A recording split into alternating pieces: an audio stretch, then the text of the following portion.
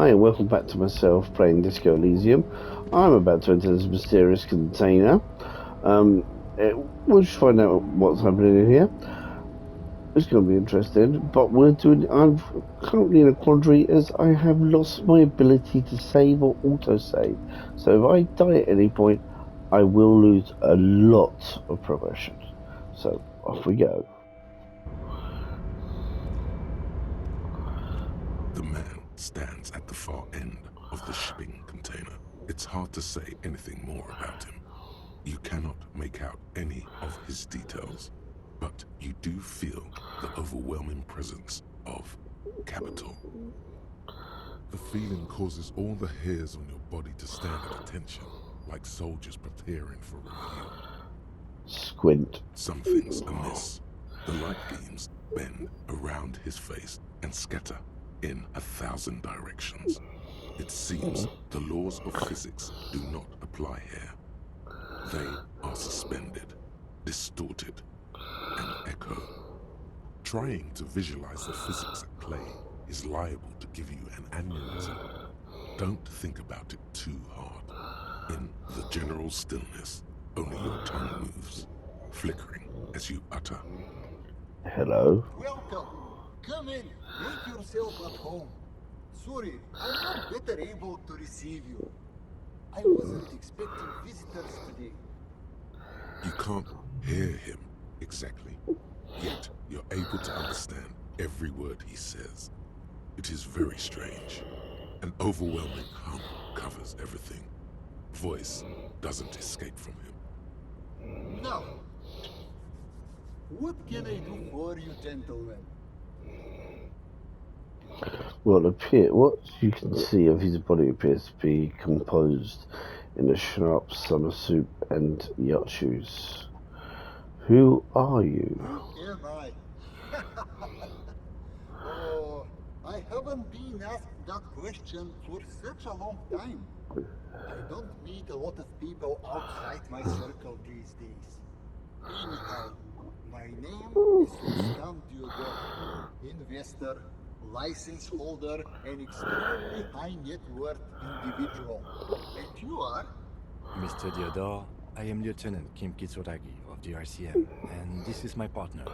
Harriet Du Bois. Pleasure to meet you, Harriet Dubois. I must admit, the name suits you very well. How did you become so rich? Oh Lord, not this again. What's the matter, Kim? Oh, nothing. It's just that we've got this murder to solve, and yet you go around asking everyone about money. And every time I ask, are you sure this is related to the case, you say, sure, Kim, I think it is. And yet, it never seems to get us any closer to solving the case. It's quite alright. I'm used to the question by now. To be blunt, I inherited my fortune from my grandmother, who herself was an extremely high net worth individual back in Graz. All I did was take her fortune and invest it prudently. Believe it or not, it takes more than a bit of skill not to blow a vast fortune on sailing boats, bad choices, and unsupervised state policy. What is it like being an extremely high net worth individual? I gotta tell you, at first, being rich is a lot of work. You must work hard because everything's so darn expensive. You know, prices increase exponentially at this income level. But then, once you reach my position, it's nearly impossible for me not to make money. My assets are so diversified that I'm bound to come out ahead no matter what. Some of my lower net worth friends say to me, but doesn't that take all the fun out of it? And I tell them, not really.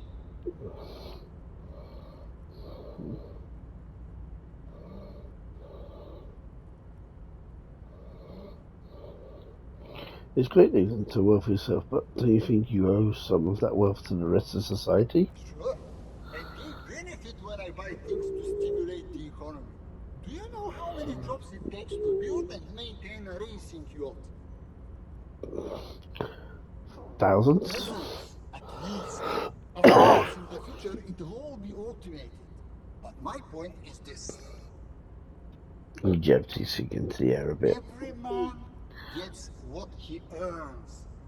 It's the height of tyranny to take that from him. Man, being a high net worth individual sounds great. It is truly. It's almost entirely carefree. It really leaves you time to better yourself spiritually. Hey, all this talk about money has made you lose the thread. What is going on with the light in this place? That's what you need to be asking about.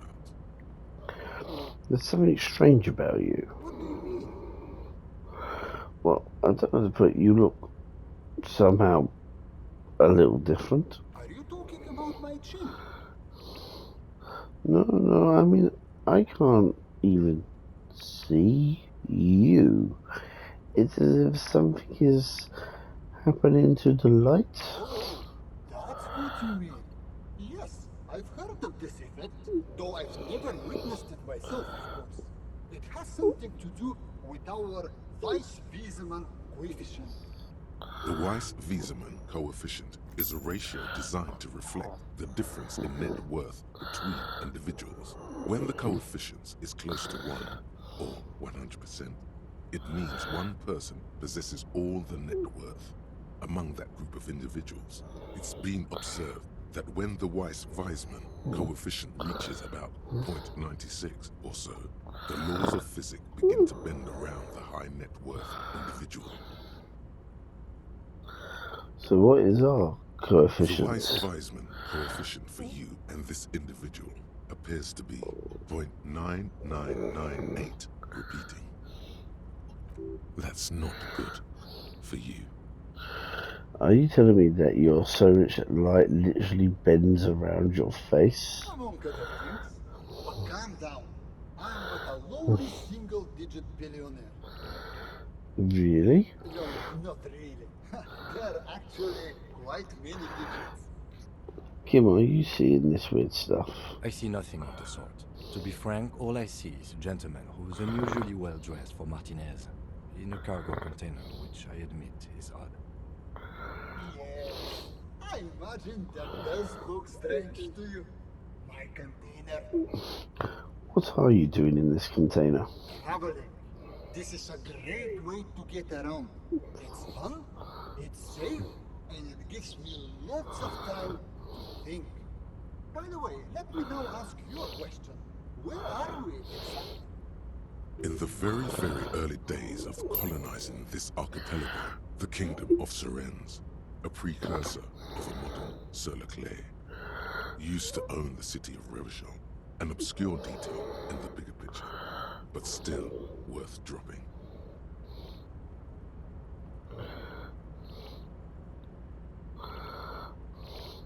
We're in Martinez. There's a pretty good hostel here called the Whirling and Rags. Oh, interesting.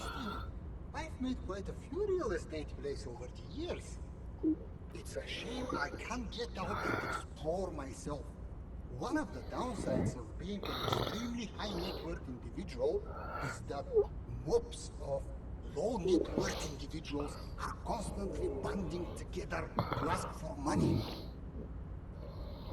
Wait, why don't you help them? You've got so much money, it can't make a difference to you. There simply aren't enough hours a day to hand out all the handouts. It's like feeding seagulls. There are always more, and they never seem to do anything interesting with it, except more seagulls. Spending money is a matter of desire. I'm sure you agree. I don't have the desire for spending it like that. So you travel from place to place via shipping container. Smart, no? It also provides a means to hide from all the targeted advertising we extremely high net worth individuals are constantly subjected to. Luxury yachts, high fidelity portable radio systems, rain-proof outerwear, and so on. It just gets a bit middle class after a while. A bit bourgeois.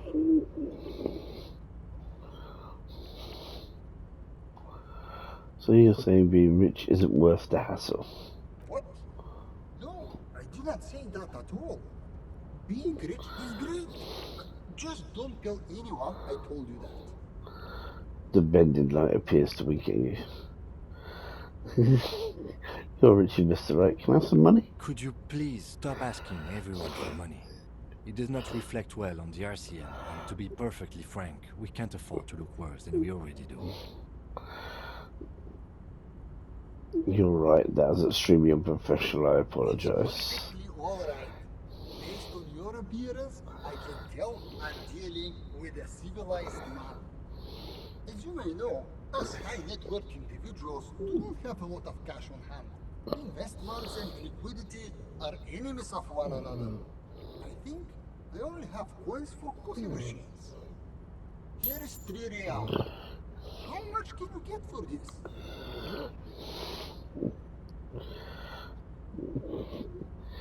Thank you for your You're kindness. welcome. You know, His eyes narrow and the light appears to bend more aggressively. maybe you can make that money grow. Come up with an investment plan. How's that sound? Oh, let's give this a try. If business planning were really your strong suit, you probably wouldn't be a con. Okay, I've got this idea for a board game. Go on. It's a twist on an already established working idea. Yes. A pen and paper role-playing game only the players are connected with radio computers. Have we met before? Don't think so. On second thought, it couldn't have been you. Your idea reminds me of a group of young men who came to me a long time ago, calling themselves Fortress Accident. The name should have been a red flag. They pitched me and a handful of other investors with an idea for a role-playing game that would, in their words, change the world. What happened? Well, at first everything was rosy. The ideas were solid, but they were lacking in, how do I put it? They lacked the will to get things done. As their financial situation became more desperate, their ideas devolved from realistic to absolute insanity. We lost all of our money. High art types never deliver. They're only good for peddling Welkins or whatever creams they come up with. I guess the inordinate amount of time they put into drawing mythical creatures did not generate a return on investment. Wait, where are they now? Nobody knows for sure, but the place can't be pretty. Did you try to salvage the project somehow? Sadly, when we got there, it was too late. The concept had run out of steam. Only dust remained. What I want to tell you is this. It's a very bad idea. Dead in the water. You seem like a reasonable man, but that is not a reasonable plan. Thank you for the You're advice. welcome. Now, was there something else I could help you with? We should get back to our investigation. Thank you for your time. It was a real pleasure. Sadly though, my current lifestyle prevents me from remaining more than a brief time in any one place. Perhaps we'll meet again, somewhere far away. Farewell, friend, and may your peace of mind lead you to happiness.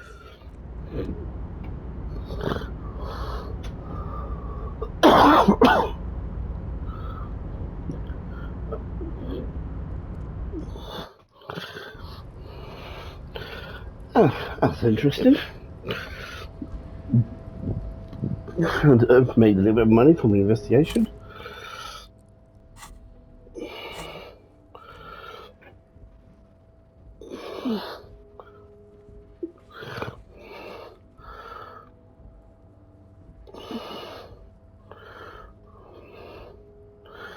He's gone.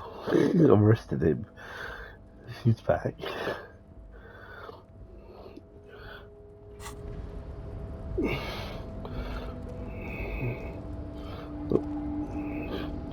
Let's go give those two a try.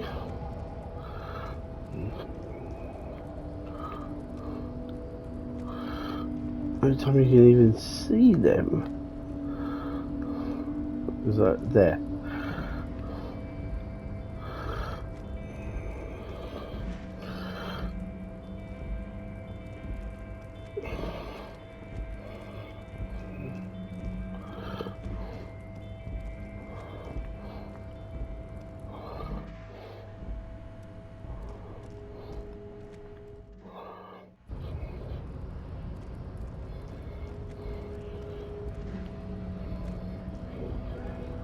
Hola, Wandering Man.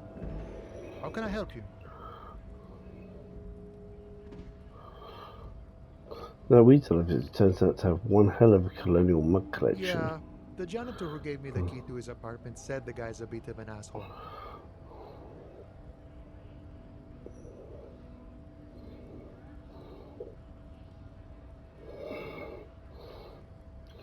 Yeah, his mug collection certainly represents antique social Like I values. said before, I don't know much about this weasel, but the bossman said he's a real piece of work. Thanks for helping out, friend. Yeah, good talking to you. Gotta run.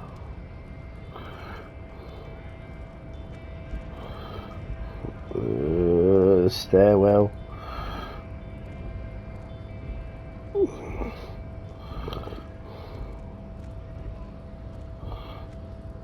You can do it. You can do it.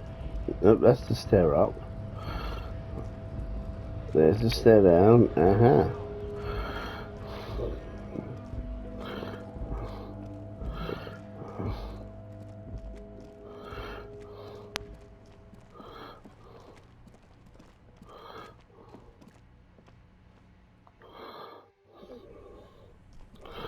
Still haven't found my epic tool. This orange machine is dead still. The ice squeaks beneath. You see, Yeah, well, I have no idea. sooner or later, you will stumble. Yeah, I know.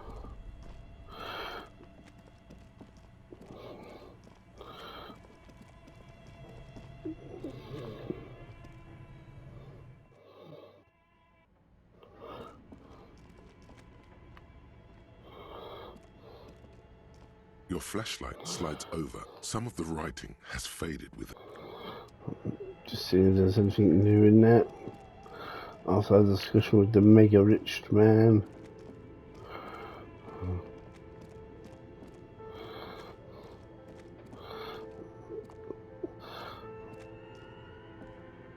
The barbell waits patiently on the floor, like a dog for its master.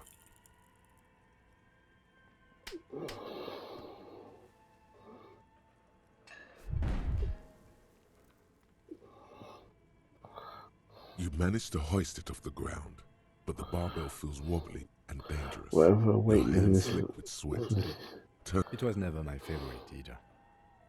At the station gym, I mean. I prefer running. It clears your head.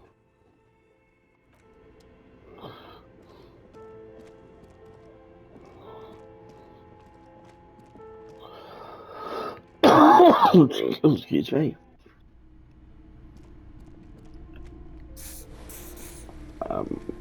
My health is a bit on the low side. I'm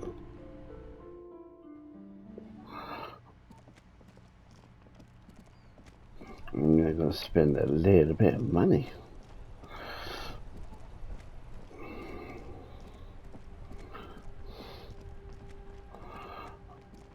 Nearly there, nearly there, nearly there. The speakers below are banged up and worthless.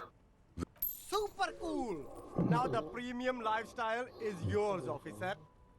The sneakers seem to vibrate in your hands with an almost mystical energy. The junk is yours, officer. Happy listening! Try not to hurt your ears with that Samaran garbage.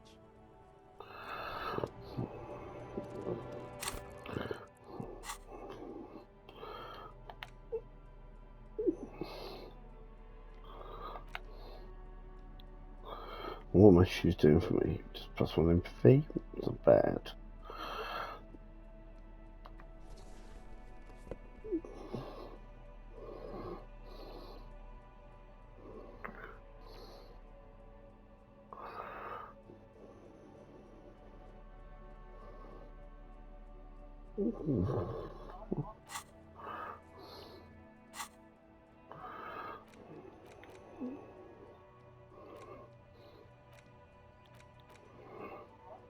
Five hours left on that. I think that's real time as well.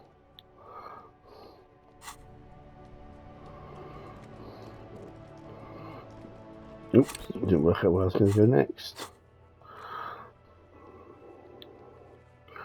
Can't do that, can't do that, can't do that.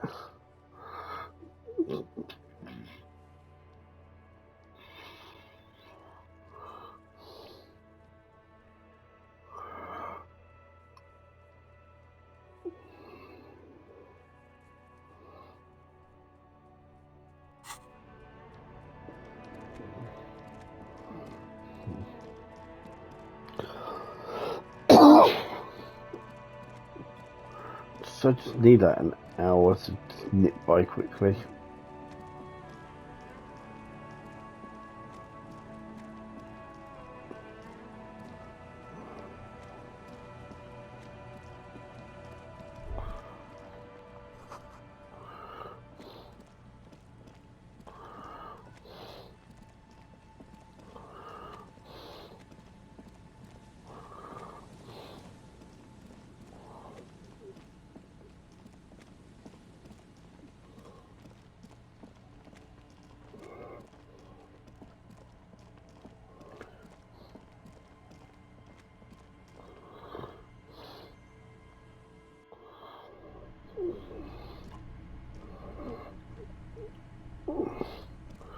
A very redundant room.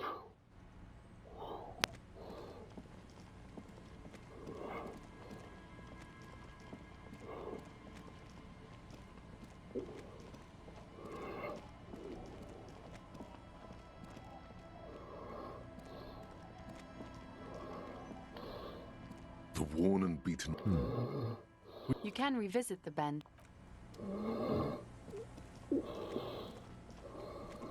What I lose.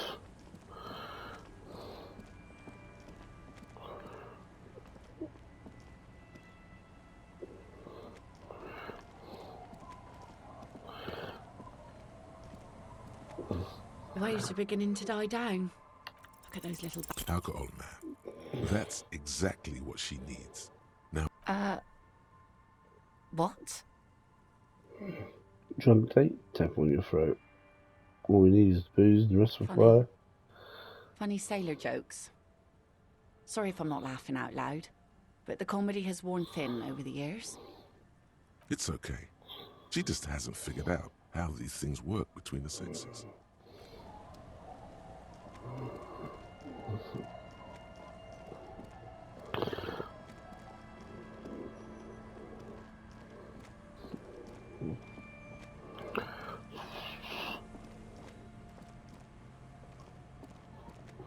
Trying to think what to do now.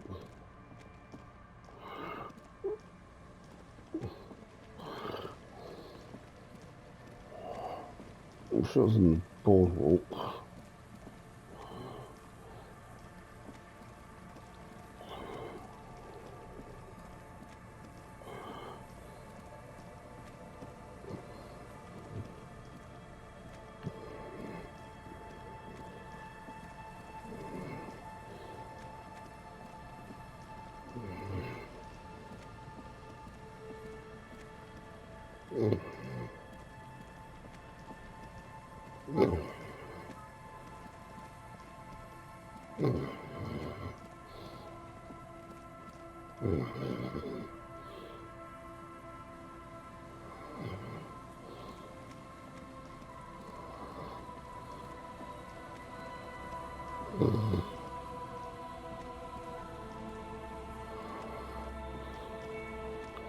Let's see, that body's now gone.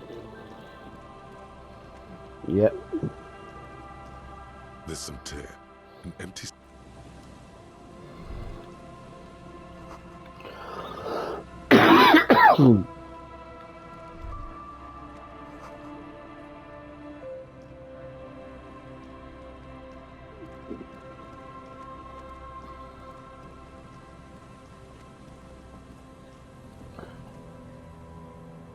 Around.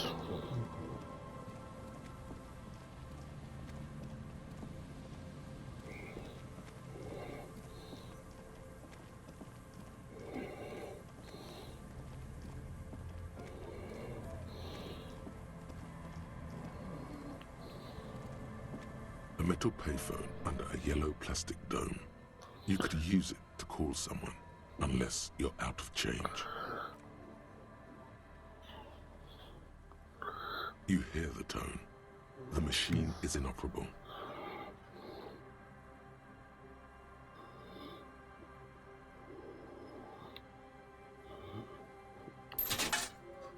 Calling. Still calling. This feels wrong.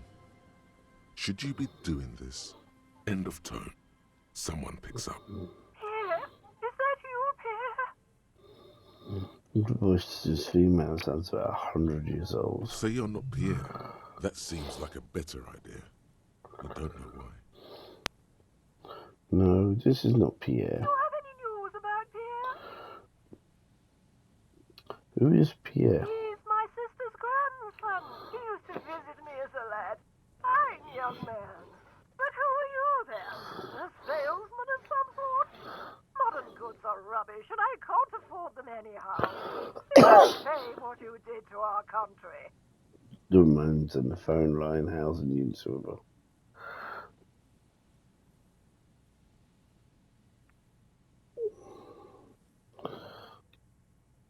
No, I'm a police officer. To hell with the police. To hell with you. Her voice is drowned in white noise. Sounds like waves washing a beach, growing in volume until the call suddenly disconnects. You get a sinking feeling. It makes you look if Lieutenant Kitsuragi overheard you. To your relief, he did not.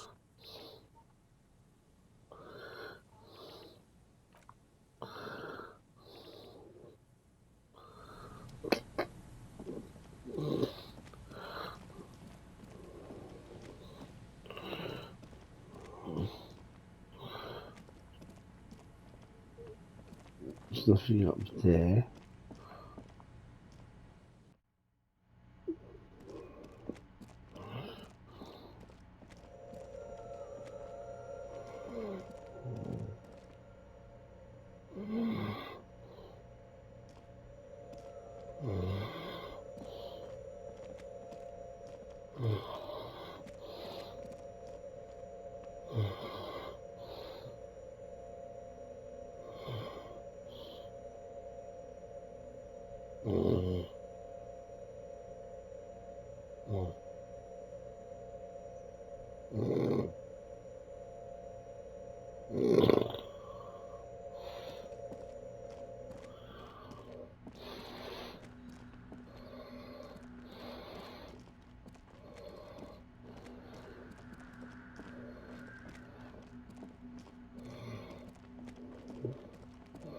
I need to kill him, and what somehow. The mother of humanism stands above you, a precious and complex wax painting.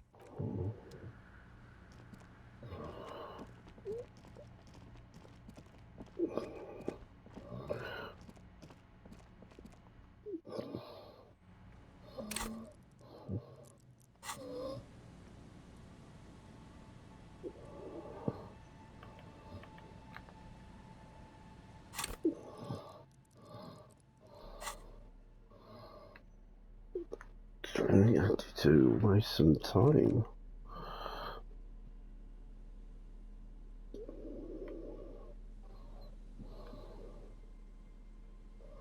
The cover of this tattered paperback features the man from Yeomdar standing atop a pile of bloody corpses. His two Zweihanders are crossed over his massive chest in a dramatic X, their blades dripping with gore.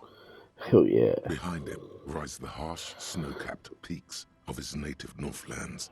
In bold red letters, the title, Yeomdala Man, the man from Yeomdal, unfurls like a banner. In the foreground, a nearly nude woman lies spread in supplication, her privates strategically covered by her flowing black hair. Look at the back cover. The back blurb reads, his latest adventure serves as the perfect introduction to the savage Yeomdal saga. Meet man from Yeomdal, his faithful blood brother, Tiribald, the noble Lord Hrothgar, and some of their most fearsome foes yet, for the Northlands, for Yeomdal. Below, in smaller font, you see the parenthetical, adapted from Man from Yeomdal and the Necromancer's Treasure, Man from Yeomdal, Lord of Hrothgar, and Man from Yeomdal, the Curse of Nacht Hera. A brazen attempt to bilk fans for more money by splicing together old stories under a new title.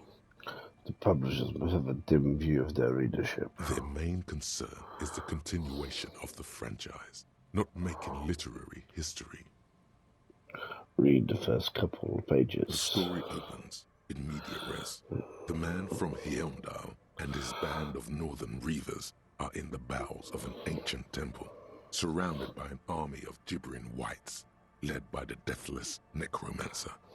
One by one, the brave Northmen fall to the relentless crush of undead, only to join their number as reanimated corpses. By nightfall, only the man from Eondal and his blood brother, noble Tiribol, are left standing against the dead horde. It is an honor to die by your side, brother, Tiribol cries, as his battle axe beheads one of their reanimated comrades. Wow, they're in trouble now. 9, Tiribol. The man from Heimdall bellows over the army of flesh and bone. Have courage for the Northlands. For Heimdall. He leaps to the mezzanine to face the black-eyed figure, and like a mad ice bear, whirling twin Zweihanders, Sturm and Drang, he plows through the ranks of the deathless, surrounding the necromancer. The writer has never held a sword in their life, let alone two two-handed swords at the same time. It is physically impossible for a human being to effectively dual-wield Zweihander swords in any kind of real-life combat situation. And with deadly finesse, his twin blades scissor the necromancer's head from its body. The undead legions collapse like ragdolls as the dark magic leaves them, and the two Northmen stand alone in their cursed temple, where the bodies of their lost brothers litter the floors.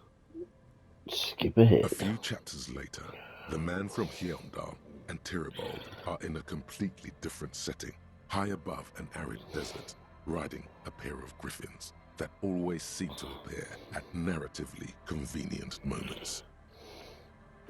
This book makes a mockery of the very idea of good plotting, though something tells you coherence was never the point. The Northmen find themselves in the court of a powerful southern king, Lord Hrothgar. The old king beseeches the man from Heimdall to rid his kingdom of the Nachtherra, a subterranean clan of blind wizards who traded their souls for demonic powers. The man from Heimdall extracts a high price from the desperate king. He asks land for the homeless desert pygmies living exiled in the kingdom's borderlands. Hrothgar offers the hand of his eldest daughter instead, but the son of winter does not budge. Hold on, why's the man from Heimdall doing any of this? What do you mean? Why is he doing all of this? Because the flame of justice burns bright within his chest. Because, above all, he's driven to bring honor to the name of his beloved Heimdall. Because his noble Cutland blood lusts for glory and conquest. It cannot be denied. Is that all? What do you mean, is that all? Is there anything else to his character? He is the man from Heimdall, forged in the fury of battle. Death was his sire, and blood his dam. He had but 14 winters when he left his frigid homelands in Cutla to seek glory and honor. That is his character. He doesn't even have a real name. What is inside this man? Or is muscle and bone all he is? Okay, but does he have any internal tension? He is the wildest man alive. The only mortal strong enough to wield the twin Zweihanders, Sturm and Drang, whose names mean storm and... Yes, I get that. He's strong, he has big swords, but why should I care about his character? What are you, a book critic?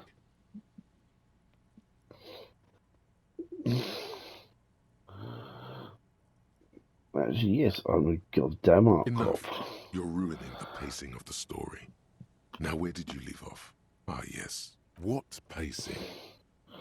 You skip past a section detailing an elaborate banquet with many toasts, as well as the long and perilous journey from Hrothgar's keep to the ancient forest of Yesdar, where our heroes infiltrate the Nachtherra's dire hall.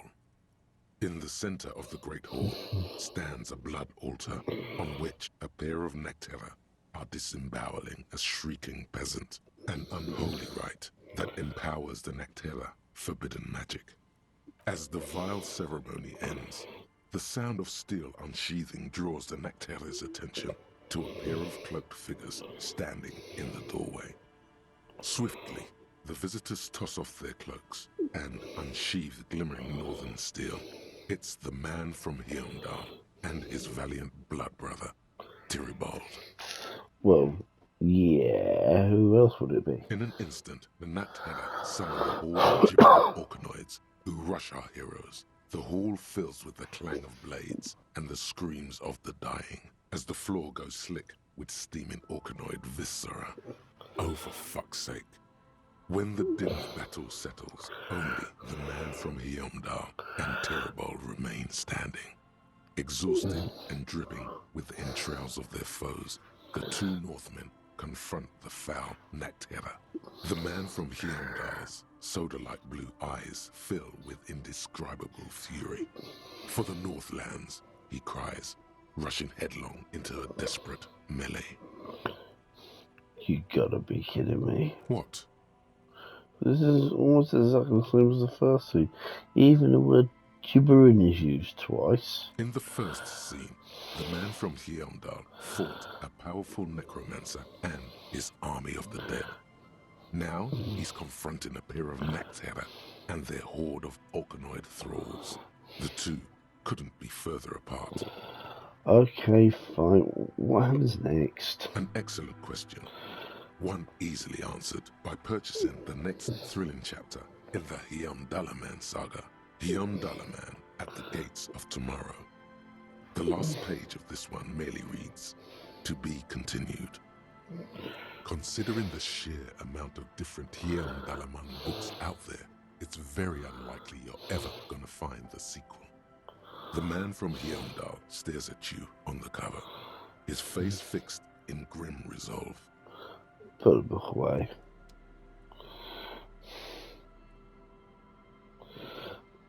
In your hand, you hold Dick Mullen and the Mistaken Identity. The brittle paperback feels fragile to the touch. Examine the cover. The cover features a pastiche of different scenes. In the foreground, a man in a dark overcoat clutches a pistol to his chest. Rising up behind him are two silhouettes wrapped in a passionate embrace. The tagline reads, "Detective Dick Mullen must prove his innocence after an old friend is murdered by someone who looks just like Dick Mullen." That seems to sum up the premise nicely. Needless to say, it violates nearly every RCM regulation for a detective to investigate a murder in which he is a suspect. Are you really reading that, Detective? I really need to know who this Dick Mullen guy is. Good luck finding it. He's not much of a character, I think you'll find. Just a stand-in for the reader. The point is for the reader to feel like they're solving the crime along with Dick Mullen. A crude narrative convention, but no less effective for it. Start read. The story opens with a knock at the door. Detective Dick Mullen is greeted by an old friend, Charlie Spillane, who's come to Mullen to ask a favor on this dark and cold night.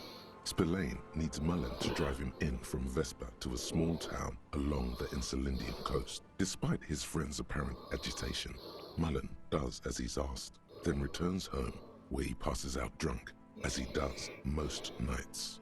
An extremely unprofessional and hurtful stereotype that's offensive to all upstanding officers of the law. Look, I can't judge. 2 days later, Mullen is arrested by the Vespa police and charged with the murder of Charlie Spillane. At his interrogation, Mullen learns that Charlie Spillane was shot in a bar in the very town Mullen dropped him off in by a man matching Mullen's description. Desperate to clear his name, Mullen manages to convince the Vespa police to release him for 3 days so that Mullen may solve his friend's murder and prove his innocence. The cops released the prime suspect so he can find the real killer. Are you shitting me? What's the matter, Detective? Lieutenant turns to you with a start. I don't know who's writing this shit, but I'm getting the feeling they aren't experts on homicide investigations. The lieutenant shrugs, resigned to the idea that his profession will rarely, if ever, be accurately represented in art and literature. They're not shitting you, detective. This is what the writers think passes for police procedure. Okay, so Mullen didn't do it. Keep reading. Of course, Mullen didn't do it. That's the whole premise of the book. Anyway, Mullen returns to the seaside bar where Spillane was murdered and meets a beautiful, mysterious woman named Diana de Nerva. Nice. A dame. And not just any dame. She's truly one in a million. A knockout whose mind is as dangerous as her curves. But she's got a secret. Sounds like my kind of woman. She's any man's kind of woman, according to this book. Are you sure about that? Something about her gives you a bad feeling. What kind of secret is she hiding? You couldn't handle a woman like that. Look at yourself. You couldn't even handle your... Stop. Don't say it. Nothing. Forget it. Go back to your story. Now it's getting interesting. Keep reading. De Nerve reveals that she was Spillane's lover and that he was mixed up with a local amphetamine smuggling operation. As soon as Mullen begins pulling at strings, the whole conspiracy begins to unravel. Not only is the local police captain in on the amphetamine ring, so is the son of a powerful politician and a strung-out art collector named Torvald, each of whom has his own reasons for wanting Spillane dead. Tell me about the corrupt police captain. Outwardly, the old police captain is a real law and order crypto-fascist, a barrel-chested man who's beaten his share of suspects to pulp. But he's also dirty and increasingly paranoid that someone's going to expose his role in the drug ring. He would certainly have the motive and the means, but the captain walks with a noticeable limp from an old war injury. Is it possible that he was able to conceal it long enough to commit the murder? I want to hear about the politician's son. A typical privileged twat. In all likelihood, he's just in over his head. He does bear a personal grudge against Spillane, though, a former prosecutor who nearly brought down his father's administration. The kid doesn't exactly have Dick Mullen's manly build, but he is the correct height. And while interrogating him at his home, Mullen did notice a certain overcoat that looks suspiciously like his own. And what was that about, an art collector? Torvald, the art collector, is a strung-out mess. Frankly, it's hard to imagine him holding a pistol steady enough to actually hit someone, let alone plug them 3 times in the chest the way Spillane got did. That said, Torvald and Spillane have a long history, and while interrogating him, Mullen discovers that Torvald was once involved with Diana de Nerve. Could it be that this is all over a sordid love triangle? Okay, let's get on with the One story. evening, Diana de Nerve comes to Mullen's hostel room in tears. The two of them drink half a bottle of vodka, and soon they're seeking comfort in each other's arms. Well, that testimony won't be admissible any longer. How does Mullen expect to solve the murder if he's sleeping with a witness? The man's a prosecutor's nightmare. Solving a murder counts for nothing if all the evidence gets thrown out in court over police misconduct. I'm not sure I'm happy with this, but maybe the story will turn it As the around. two lovers share a post-coital cigarette, Diana de Nerve turns to Mullen and says, "By the way, Dick, there was something else I meant to tell you. Always aim for the center of mass." Whatever it is, Mullen never hears the words. A blow to the base of his skull knocks him out cold instantly.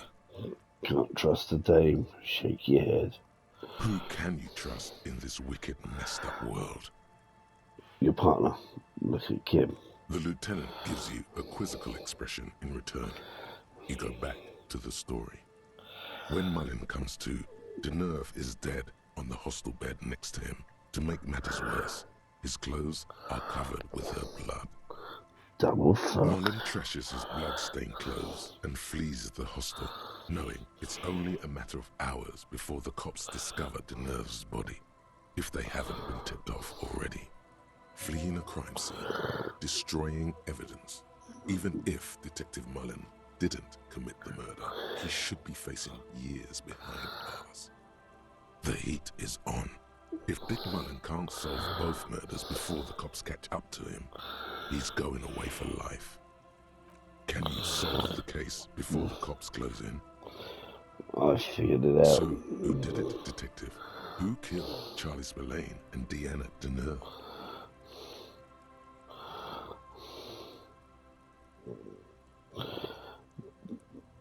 The politician's twat son. Could be. Who knows? Only one way to find out. Finish the book. You begin furiously flipping through pages. Even as you know these books follow a series of well-worn tropes, you find yourself completely engrossed. You're turning pages so fast, you don't even notice the ancient spine coming unglued. You try to grab the pages as they come loose, but your fingers aren't quick enough. Dozens of pages scatter across the ground. The last fifth or so of the book seems to have been lost. It's possible that you could gather and reassemble the pages, but it would take way too long. No, I'll never Too know. bad, Detective. If it's any consolation, the resolution is almost never very satisfying. And on that note, perhaps we should get back to making sense of our own case. Last year, more than 71% of murders in Revachol went unsolved. In Revachol West, that number was closer to 85%. In your hand, you hold 4/5 of Dick Mullen and the mistaken identity. Put the book away. Has its picture changed? Nope. But one thing I do want to check is... Where is it? Just walk past the until you see the boardwalk.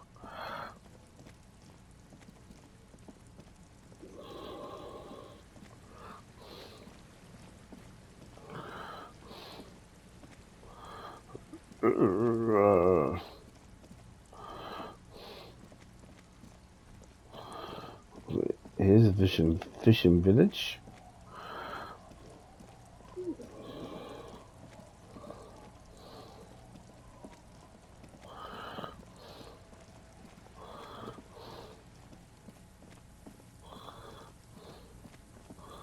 Here's the broad walk.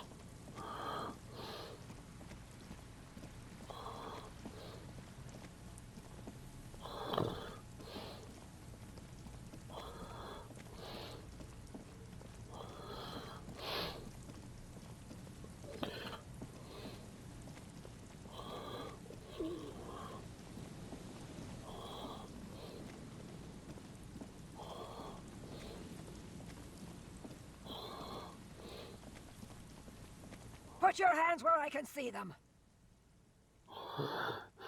The aged woman is under a amount of police paraphernalia.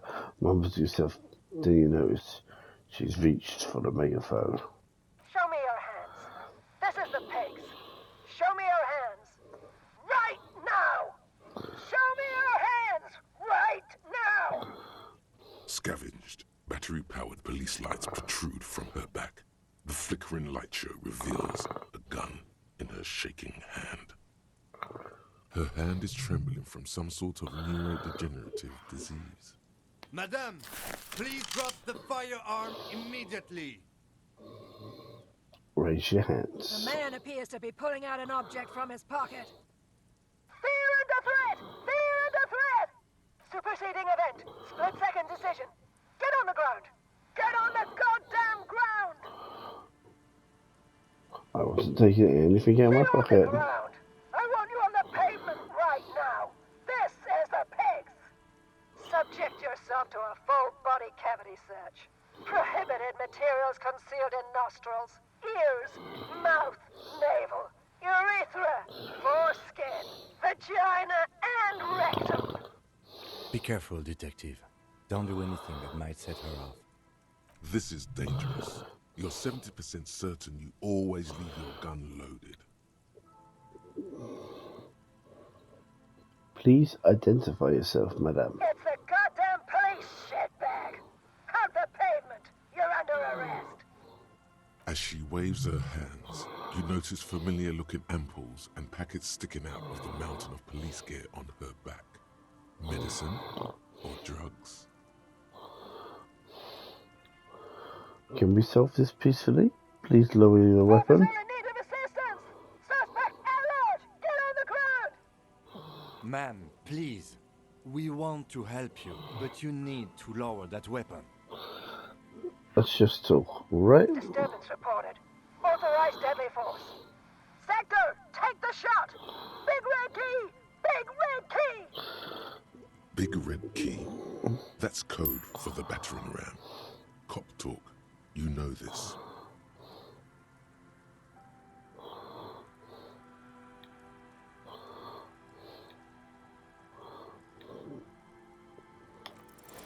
She's frantic, confused, teetering under all that gear. There's an opening if you just move fast enough. If not, the lieutenant's got her in his sights. No, I know myself. I'm gonna fail. Sure, you're you, but how do we end this? She's not just gonna let you leave.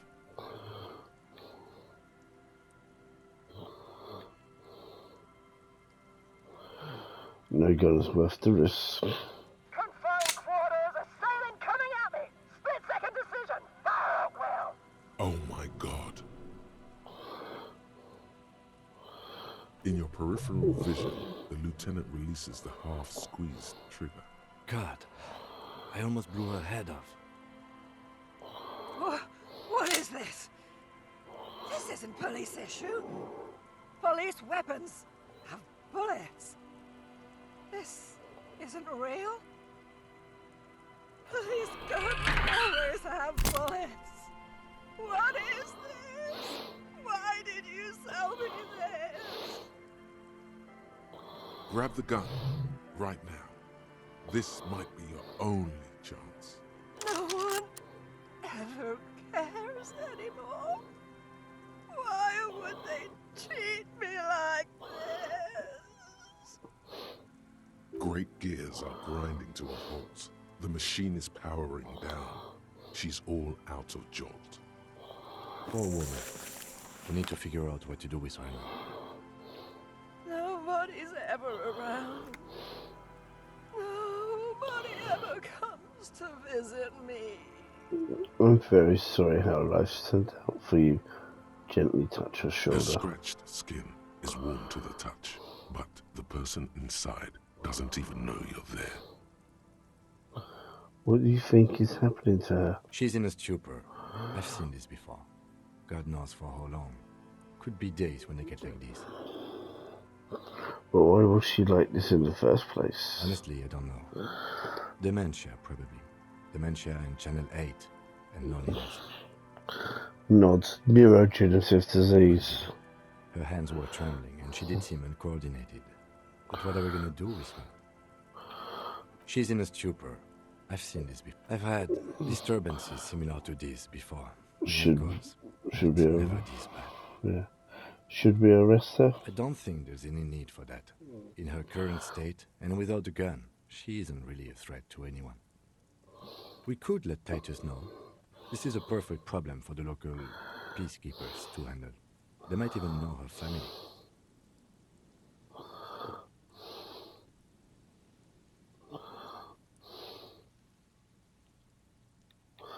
Yeah. Titus sounds like the man for the job. Then we can ask him once we get back to the whirling. But we have to hurry, because it's late, and they might have already gone home. But I think we're done here for now. Let's head out. This is done. Please, leave the radio on. As you turn to leave, the faintest of voice comes from the woman. She mutters, it seems like a reflex of a half-remembered sentence. Reflex to what? Being left alone. She stands motionless. Just a heap of clothes and flashes now. Maybe if you search her once more.